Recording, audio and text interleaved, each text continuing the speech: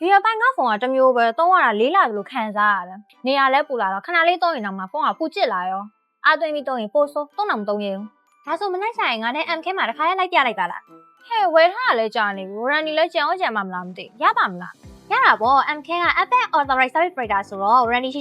စစ်ဆေးလို့ရတယ်လေ။အရေးကြီးဆုံးကသူက Apple Original Genuine Patch တွေကိုပဲသုံးမိတာ။ပြီးတော့ကိုယ့်ရဲ့ဆက်ကလေးနေတာပူနေတာတွေအတွက် Apple Diagnostic Server တွေကိုသုံးပြီးတော့လဲစစ်ဆေးပေးအောင်ပါလေ။အဲ့ဒါမှကိုယ့်ဖုန်းကဘာဖြစ်လဲဘာလဲဖို့လုံးလဲဆိုတာကိုတိတိကျကျသိရမှာပေါ့။နေအောင် Diagnostic Server ဆိုတာဘာလဲ။စိုင်းတိုင်းမှာရှိရလား။